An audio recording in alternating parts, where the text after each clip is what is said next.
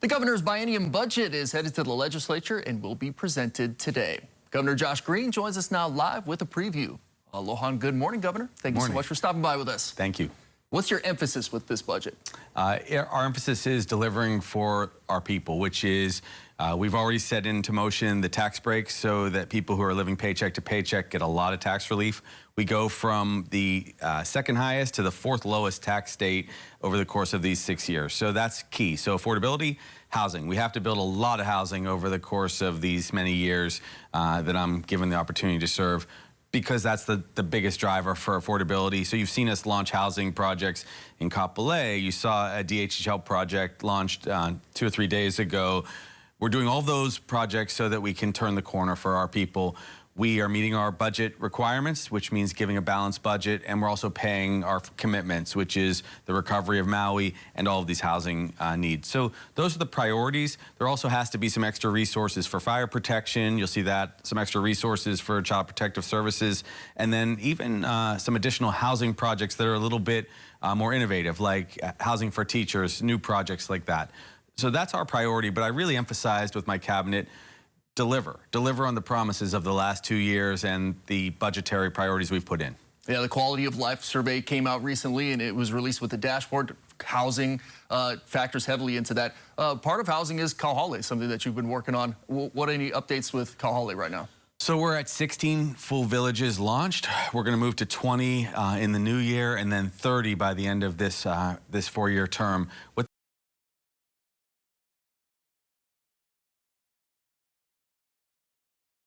Will be able to get housing. That will be over 1,800 units or opportunities for people who have struggled.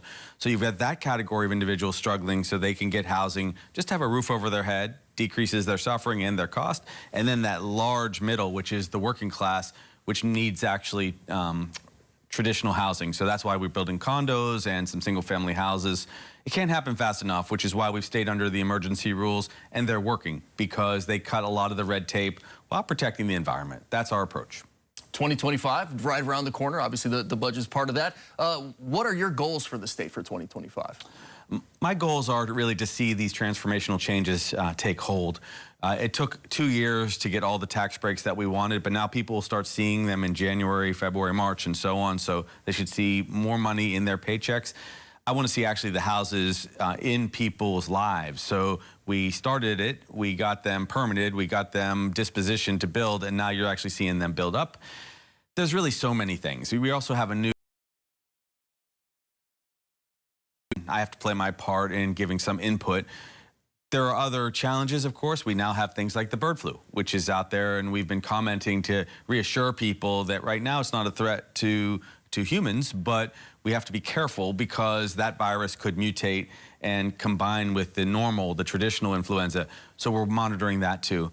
All things being equal, we still have the same challenges that we've had for the last decade, which is affordability and housing. So we'll be super focused, but there will be some additional focus on like Child Protective Services, making sure kids are safer.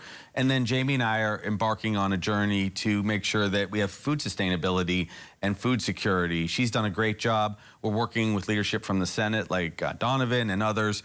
We want to make sure that kids have adequate nutrition. So that's going to be a big 5-year plan. One thing that people are concerned about right now is landfills. So we've had issues with Oahu as well as Kauai. Obviously, these are county issues, but when you look at sustainability in the future, is there anything you'd like to see to help us, upstream deal with landfill issues and getting less stuff put into our landfill so we don't have the need for as many of them? No, I'm glad you mentioned that, actually. So we can all do something as individuals. Repurpose and reuse is very important. You can decrease the amount of trash or refuse that we produce by a huge percentage if we commit to that. Now, the landfill, of course, is managed by each of the county governments. What my responsibility is to work with them to make sure there are extra protections from a health and environmental standpoint. So I know that the mayors all want to make sure that things are safe. So I know there's a discussion about being over the aquifer. We will have to just double and then triple down on making sure that there is a safety system and then a secondary safety system so that none of the trash leaches into our water. These are big challenges because we have a very dense population on Oahu and there's not a lot of space for trash. I also want to see more of what we dispose of going to energy conversion, and we're seeing a lot of technologies that are improving there. We've got the H5 power plant. That's pretty good. I like the idea of moving energy towards the renewable side, towards hydrogen, and it's possible with some of our trash. Office of Hawaiian Affairs, what's going on right now? Congratulations to former Congressman Kahele, who's going to be their chair. They are trying to reinvent themselves somewhat. I've been working very closely with OHA over the last 2 years. I'm not sure people know this, we even invited them to come to our cabinet meetings so that we could be on the same page. We launched an initiative that they asked for to review their structure and their salaries. So I've tried to help out quite a lot. Also, we're dispositioning a fair amount of land to OHA management, which they've also asked. I think Bumpy and his property, we've, at their recommendation, begun the process. We're moving Moku'ula over to the Hawaiian community. And I think our administration has done all that it could possibly imagine to move closer toward just a very positive relationship with our Hawaiian community. And I'm hopeful that people will continue to work with our administration because day in and day out, we want to, I think, be more thoughtful about the relationship that people have had with OHA.